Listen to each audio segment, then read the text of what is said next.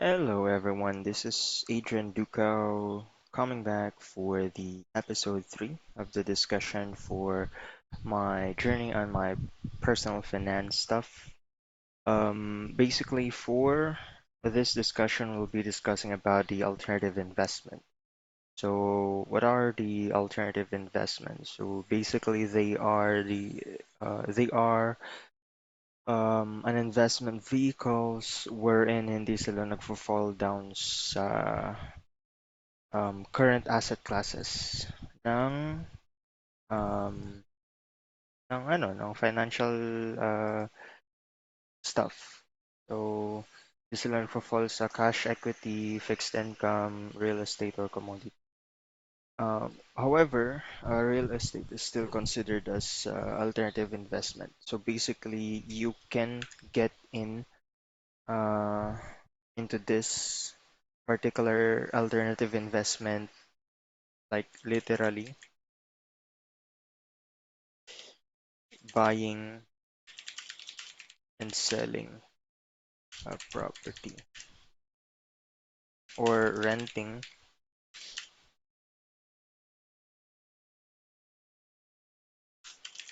and may tinatawag din silang flipping. So flipping is basically bibili ka ng property,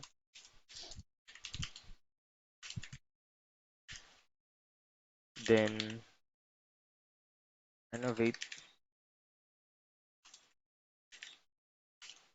and flip, which is to sell. Basically, kukuha ka ng property, develop mo, renovate, and then sell. However, meron ding part sa real estate na REITs, yung Real Estate Investment Trust. Basically, it's a portfolio containing um, properties, properties or lands from commercial, residential, and then isasell nila ito as a share. Pero meron silang tinatawag din na stock sa stock market. So basically, ang play dito sa REITs or Real Investment Trust ay dividend play. Basically, you get steady amount of dividends per quarter or yearly. A good example for REITs ay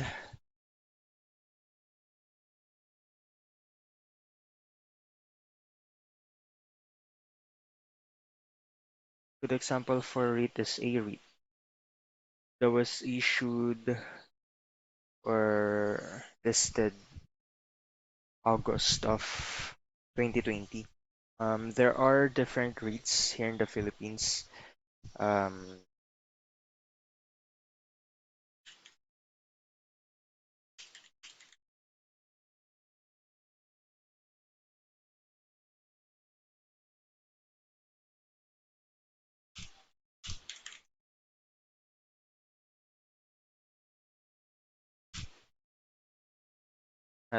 REITs directory. So we actually have a REIT directory.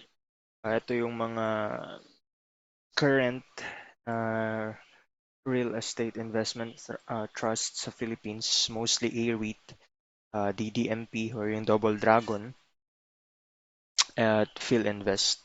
As of now, ito pa lang yung may intention na gumawa ng REIT ulit. SMDC, which is a big one from SM, Robinsons, Mega World, MREIT, nakapag-list na sila last October 1st. So, meron na rin sila sa stock market. Here are the different companies which holds real estate properties and developments. Ito. Ito rin yung mga hotel and leisures, casino and gaming, tas retail. So basically, you can be able to invest in real estate without having an actual budget for it, like for the development and buying of the property. You can be able to um, get yourself involved in this kind of investment. Even if you're a small time retail investor, you can buy shares from their companies at the same time for REIT. So we do have this REIT uh, estate,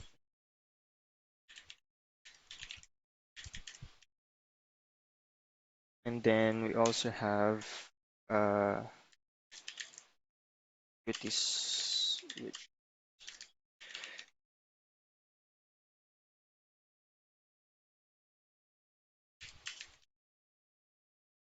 estate,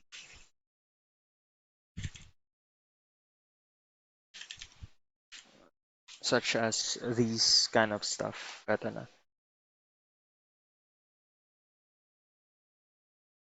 Ang kagandahan dito sa REIT, sabi ko nga kanina, yung dividend payout nila is quarterly. So it's a steady form of dividend income of ito, 0.34, 0.39, 42 cents, 44. Sasabihin nyo siguro ba't parang masyadong maliit yung cash dividend ng A-REIT. However, gano'n man to kaliit, may tendency pa rin tong tumaas kasi merong mga dividend payout na is umaabot ng 20 pesos, 10 pesos. So if you're going to make an example out of it, for example, ang uh, capital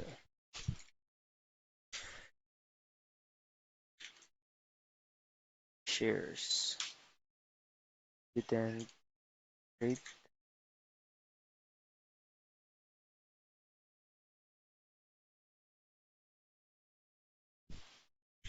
uh, wait, ano natin cost dividend rate,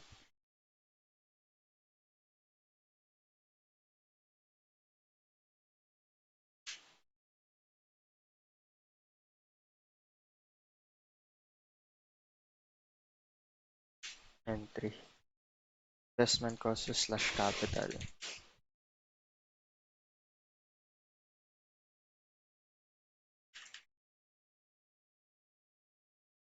dividend payout per quarter,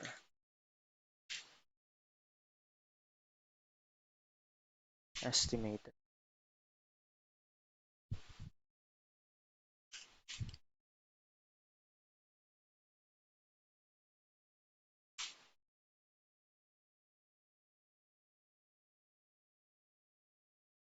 For example, nakakuha ka ng A-REIT noon sa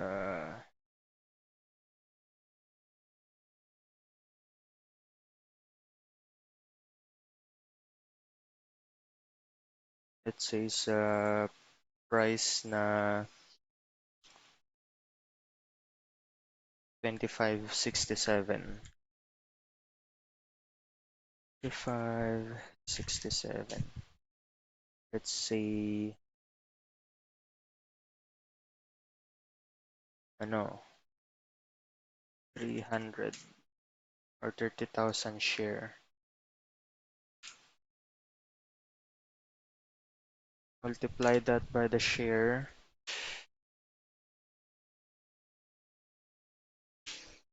For example, ito yung capital mo. Ang dividend rate is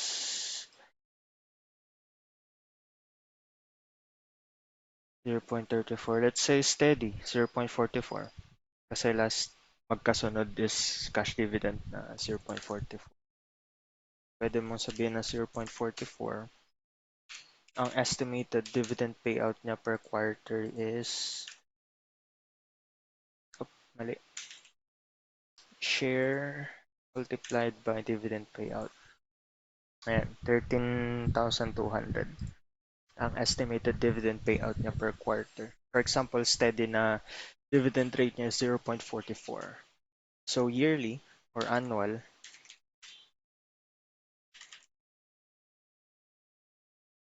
kung steady siya na magre-release ng dividend payout per quarter is 52, 52,800. So approximately,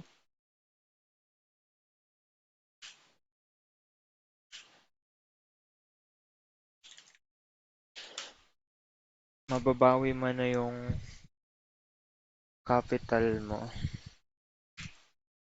in a span of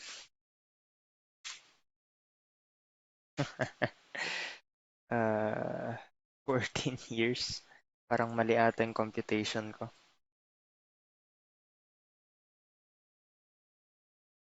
Pero basta, kasi ang dividend rate naman hindi naman siya steady. Nag-change yan, tumataas incrementally per year, lalo na kung malaki ang ipon or excess net ng company. So basically, yung pinanggagalingan ng dividend payout nila is galing din sa excess income ng REIT. So yun, that's the basic of real estate investment trust. For the government-backed accounts, we do have MP.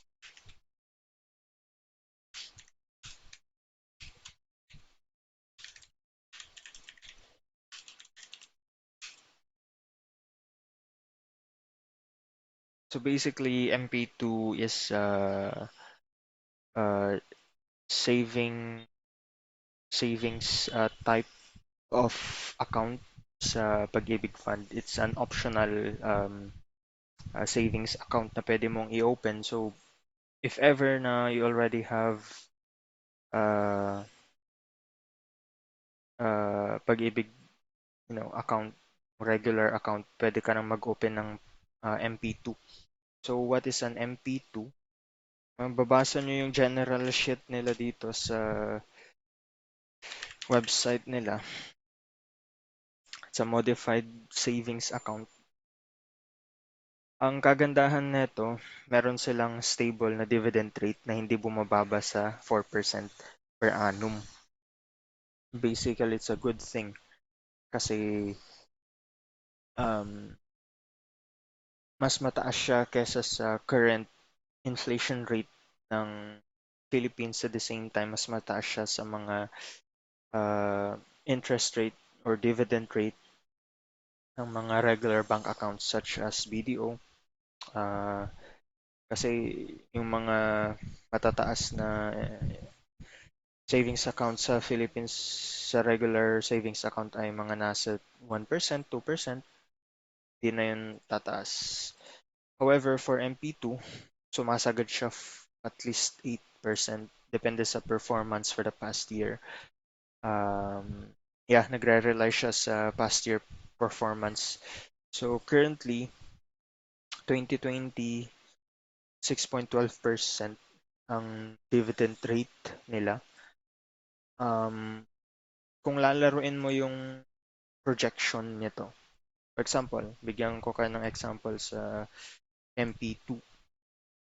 So basically, nagbe-base din ang dividend payout sa dividend rate of that year at depende rin sa average monthly balance ng iyong MP2 account. So basically, average monthly balance is just the average of the current or contribution or balances within the year, within 12 months.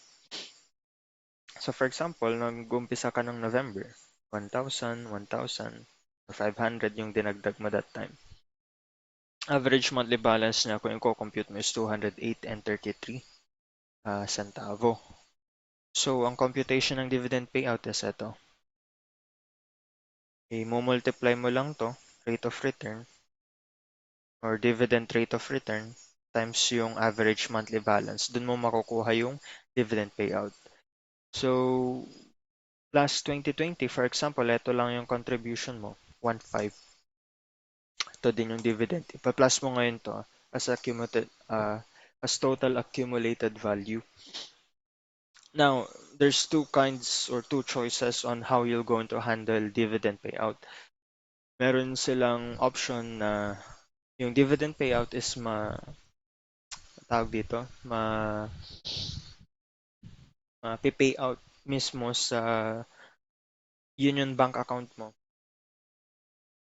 or any bank account na nakalagay sa Pag-ibig Fund quarterly or yearly siya made-deposit. However, meron din silang second option na um, ikikip mo yung dividend payout at ma-add siya sa balance by the next year. So, ito yung tinatawag nila na so basically ang tawag nila doon is compounding interest. Idadagdag mo yung dividend payout galing sa previous year sa current balance para mas lumaki yung total amount. So para siyang snowball effect. The longer that you keep the dividend rate or the dividend payout pala, um, lumalaki din yung nakukuha mong interest at balance. So, ganyan. For example, steady na 1K ang dinedeposit mo monthly. Ang kakalabasan niya is ito, average monthly balance. Same thing, same routine. So, the gist of it is that ang maturity period nito is 5 years. So, you can't withdraw what you deposited or contributed within at least the maturity period of 5 years. So, um, for example, dito sa given example natin, nag-start ka ng late 2020, ang accumulated total savings mo is 62,000. Uh, then the dividend payout in total is 10,700 approximately kung steady ang dividend rate of return. So basically, since this is tax-free, by the end of the maturity period, you can withdraw a total of 72,705 and 77. If you're going to compute it, the projected profit is 10,705. That's 17% gain um, for a 5-year period. Kung steady ang dividend rate. For example, biglang tumaas. Sabihin mo 7.12. Tapos eto 7.2 ulit. Tapos eto naging 4.30. 7.12 ulit. Sabihin mo ulit na 6. It's still a hefty amount. Hindi siya kagaya ng regular savings sa ibang investment vehicle. So yan yung kinaganda ng MP2. It's a choice. Pwede kang mag-open multiple sa Pag-ibig Fund ng MP2 account. Pero ito yung basic modeling at projection niya kung paano mo i-compute kapag ang pinili mong dividend payout is accumulative, like snowball effect. Yung kikip mo yung dividend payout sa balance, hindi mo siya withdraw. Ang cons lang nito is 5 years. Hindi mo siya mawi-withdraw. Make sure lang na yung nilalagay mo dito is yung kaya mo lang na ilagay. Kasi pag masyadong mataas, yung nilalagay mo tas kailangan mo pala ng excess na cash, hindi mo siya pwedeng i-withdraw. Hindi mo pwedeng ipilit na i-withdraw kasi hindi talaga nila ibibigay. Not unless tapos na yung term neto after 5 years. So yun, sa Ibig MP2, it's important din na i-compute nyo sa network or isali nyo sa computation ng network yung nasa uh, retirement fund, which is yung SSS or WISP. Ano ba tawag mo doon? Provident.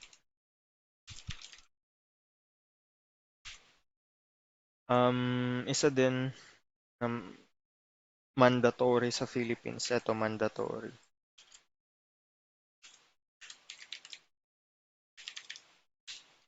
Is yung regular.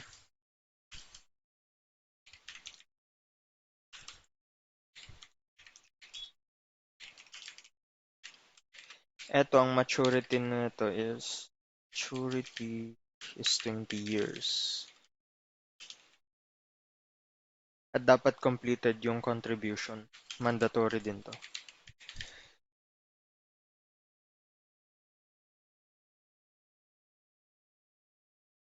However, dito sa retirement fund, hindi mo siya pwedeng i-withdraw. Non-withdrawable yung contributions. However, you can take advantage of the benefits like sa mga loans, if ever na magkaroon ka ng disability at pension kapag um, senior citizen na yung investor or yung tao or employee. However, for the regular Pag-ibig savings account, you can withdraw it after 20 years of contribution. Pero may option ka rin i-pension. So yun. Pwede siyang lump sum or pension.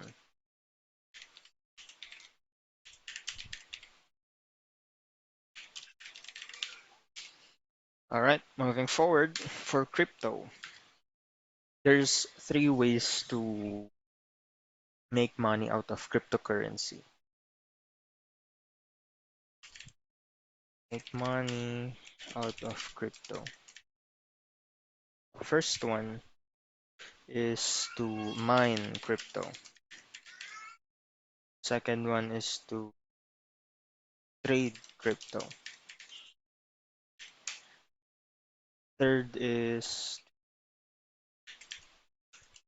buy and hold crypto. So basically, mining crypto, medyo complicated siya sa mga hindi tech savvy, hindi marunong sa computer stuff. However, the basic gist of it is that you need a miner, which is an ASIC miner or any kind of miner, like um, consisting of graphics card. Parang computer din siya. Pero, depende kasi yun sa algorithm. So, for example, every transaction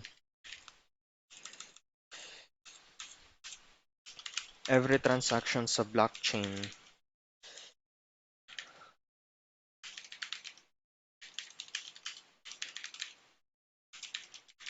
blockchain ng crypto, kailangan nila ng verification. Kasi mahaba yung hash ng algorithm, kailangan makompute. So, iyan yung ginagawa ng machines. Sila yung nag-process ng verification. At every verified transaction sa blockchain, meron silang reward na makukuha. Yun yung nakukuhang reward ng crypto. So for example, every one transaction or verified transaction transaction is equal to, let's say, 0.001 Bitcoin or BTC, sabihin mo na lang. Parang yan yung basic example niya. So, kapag eto, marami kang machines or sobrang dami ng machines mo at medyo mababa pa yung um, ano na yung term nila dito sa cryptocurrency. Yung parang difficulty ng algorithm, may reward kang nakukuha. So, for example, ginagawa ng machine mo to or yung miner mo 100 times a day. Makakaipon ka at makakaipon ng crypto na pwede mong either gamitin sa ibang transaction o pwede mong i-convert as fiat currency. Pwede mo siya i-convert from Bitcoin, i-convert mo siya to dollars, peso, or any currency that you want. However, that still depends sa rate kung magkano yung exchange ng or conversion ng cryptocurrency sa fiat currency na gusto mong i-convert into. So that's how mining works in the basic logic and basic explanation. The third or the second way to you know make money out of crypto is to trade crypto. So you basically buy and sell cryptocurrency. Pwede kang buy long in a crypto, meaning um, you buy, for example, 100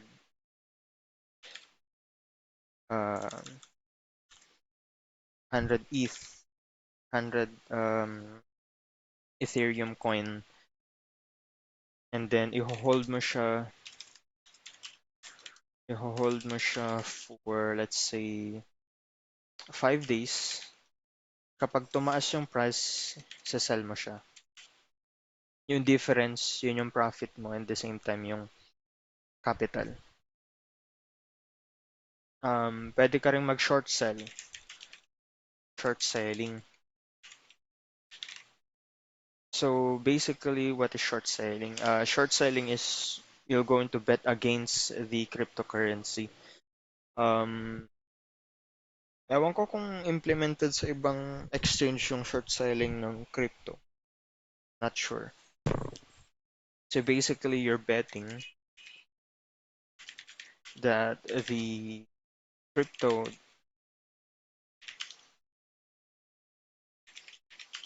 is going down.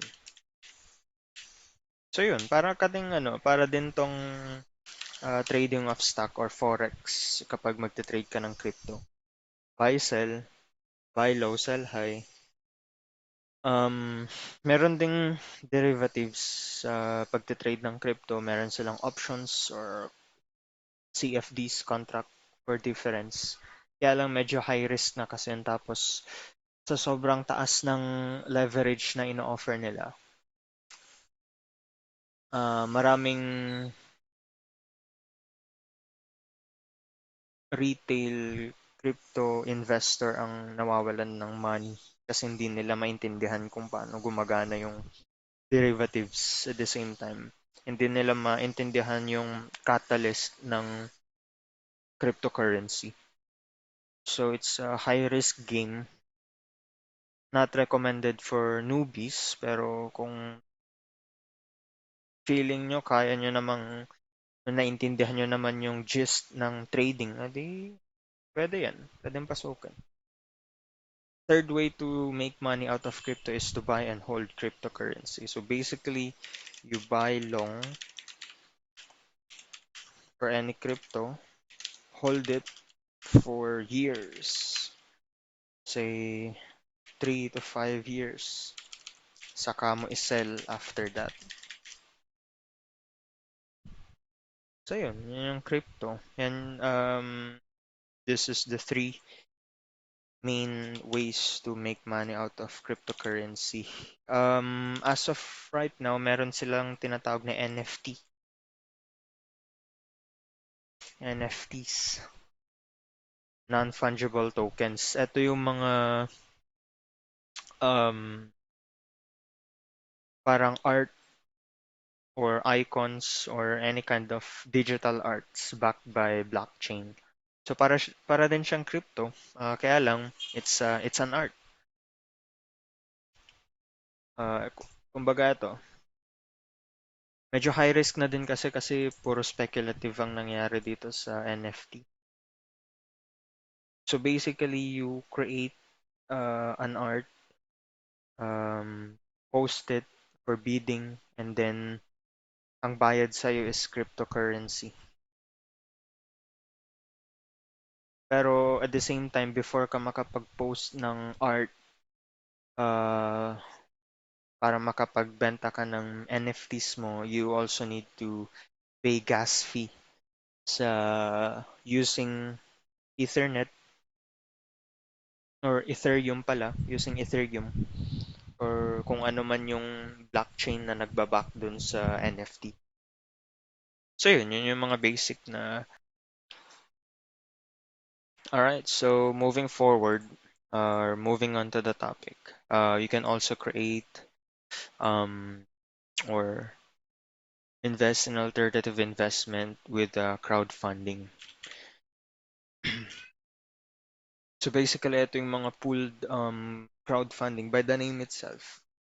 Uh, Kunwari yung small businesses, kailangan nila ng businesses that needs backing or funding. Pumupunta sila sa mga crowdfunding para makapag-raise ng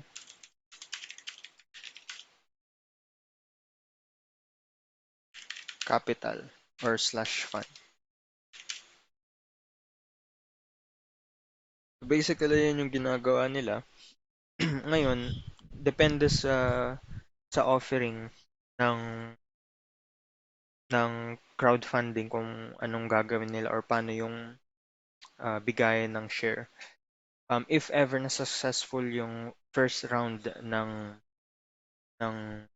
or first series ng investment or capital raise ng small company na yun, um, pwede silang magbigay ng equity sa mga nagbibigay ng fund or nagbigay ng support or backing. Kaya lang kasi, ang issue lang ng crowdfunding, there's a tendency na mag-default sila. I mean, hindi maging successful yung product or yung raising nila. Um, they're not entitled or required to return the investment or the capital na binigay mo. A good example for crowdfunding is Republic. I'm not sure Republic.co.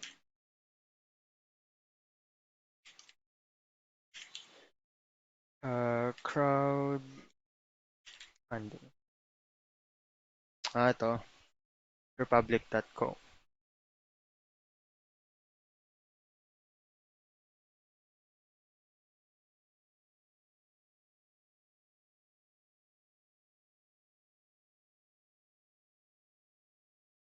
So ito yung basic explanation ng crowdfunding. Crowdfunding is a practice of funding a project or venture by raising small amounts of money from a large number of people.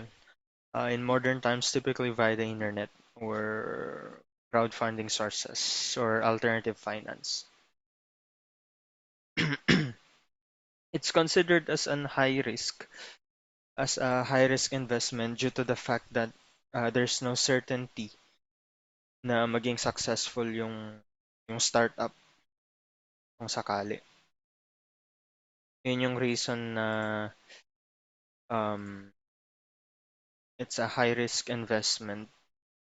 Most of the time, yung mga malalaking um, tao lang yung nakakapaglagay dyan kasi mostly venture capitalist or angel investor yung um, nag-invest. Kaya lang, since meron ng crowdfunding, ang simple investor or small-time retail investor, pwede na silang mag-invest sa startup companies. For example, ito, Good Kitchen, may na-raise na silang $272,000, 215 investor. Let's see.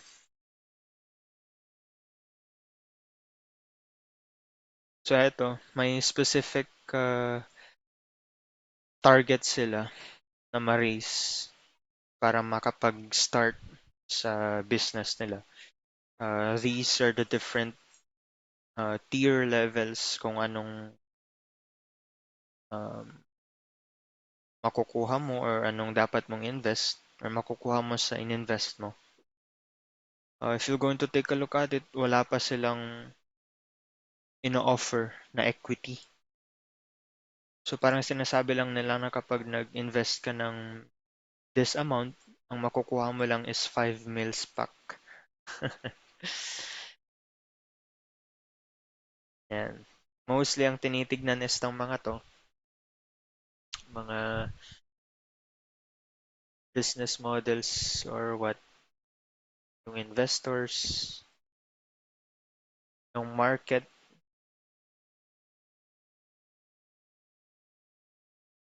Aside from startup companies, meron ding real estate. Ito yung medyo legit kasi meron silang specific amount of approximated return kesa dun sa startup na walang sinasabi. Let's see. Uh,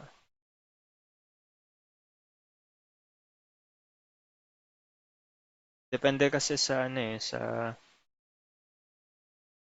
nakalagay sa parang ano ba tawag dito ulit?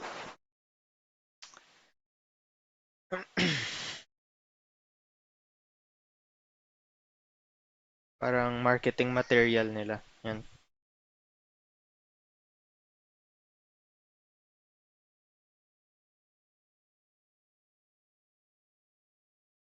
Kaya lang kasi kung mag-invest ka dito, kailangan makita mo yung math ng investment. Parang ito.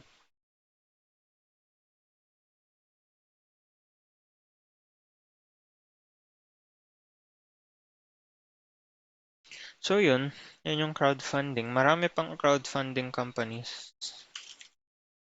Meron din dito sa Philippines. Kaya lang stale na dito sa Philippines. Wala na masyadong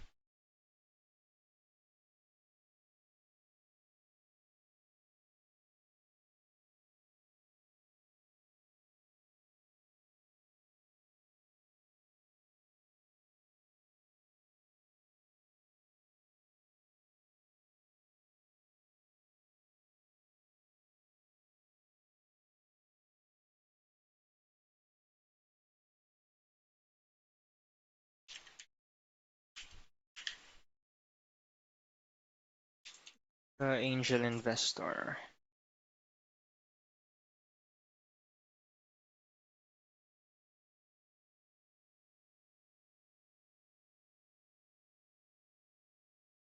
Parang wala na nga.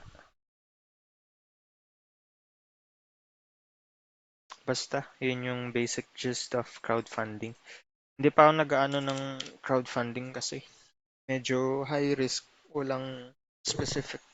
Hindi mo makompute yung return and whatnot. Moving on to, moving on sa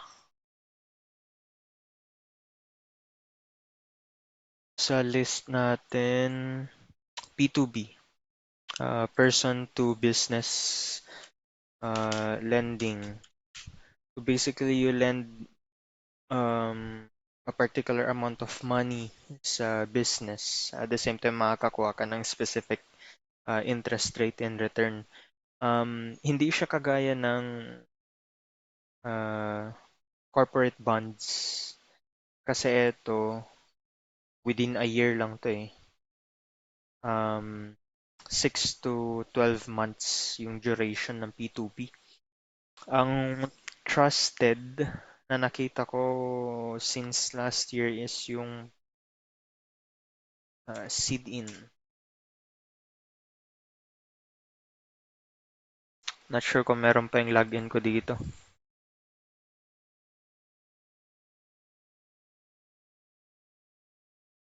So eto, may mga companies na kailangan mag-raise ng pera kaya lang hindi sila qualified na mag-raise ng amount using junk bonds or corporate bonds. At the same time, hindi sila capable of,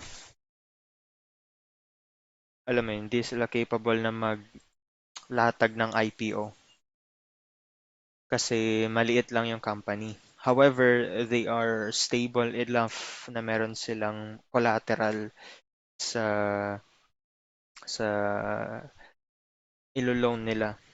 So basically, it's a pooled loan. Typically, nag-ano sila dito, nagbibigay sila ng specific um, interest rate. Hindi ko alam kung gumagana pa yung login ko dito.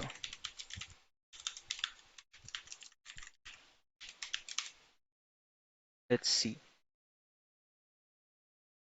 Gumagana pa. So parang eto, if you're going to take a look at it, they need to raise an amount of 7 million. They're offering 10% per annum return within 12 months tenure. So if you're going to compute that, sa seed in person to business lending. For example, capital mo, interest rate, tenure. For example, 20K,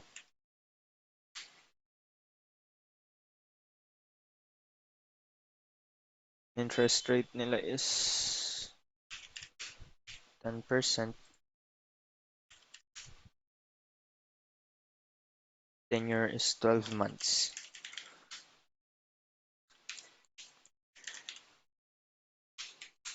So, ang return mo is 2,000. So, basically,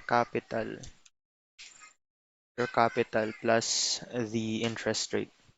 So, from 20,000 na capital, magiging 22. Due to the fact that they have 10% interest offering for a specific 12-month tenure. However, syempre, hindi to tax-free. Meron pa tong 20% um ano tawag doon? 20% withholding tax. So meron din silang calculator, pwede mo ring paglaruan yung number. Ayan. So taking account dun sa 20%,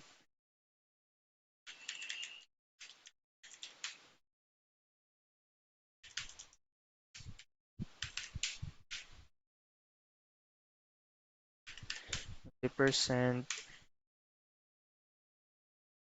return after tax.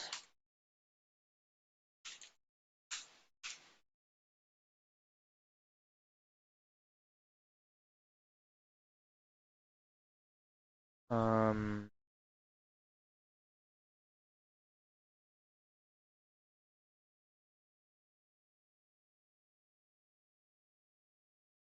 wait,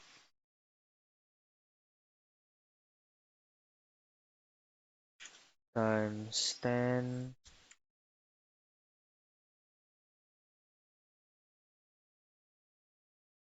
times 20. So ang mababawas is 400. So get that. So bali 21.6. Hindi nagkakalayo sa 21.5. Ito estimate lang kasi yan. Pero ito rin estimate din to.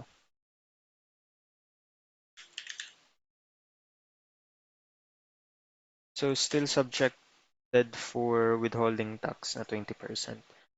So this is return after tax.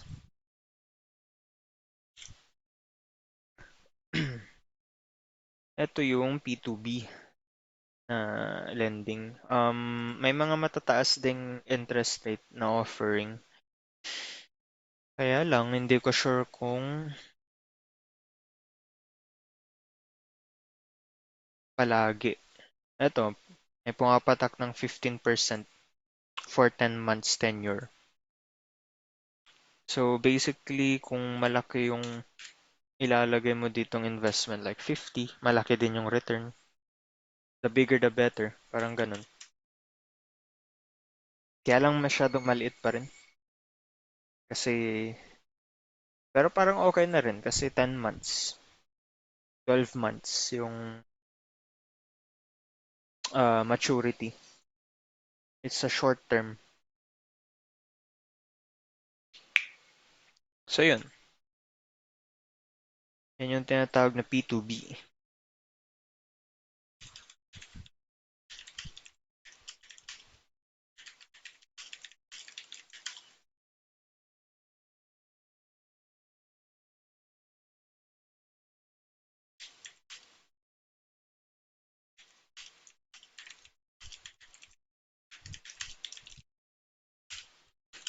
Sa P2P lending, automatic na yan.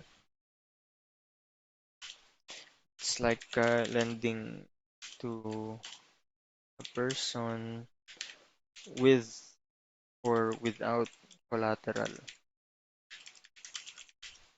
for fixed interest and maturity period. Mga pautang, mga ganun. Yan. So that's the basic gist of it for the alternative investment. It's not that complicated. It's easy to understand naman kahit papaano. For any questions and um related questions, ask na lang sa comment below or message me directly. So yan yung full discussion ng alternative investment. Just to recap, comprising of real estate, government backed accounts, crypto, crowdfunding, P2B, at P2P type of lending. Next up will be tackling equities. Yan, madami-dami yan. Next time. Bye-bye.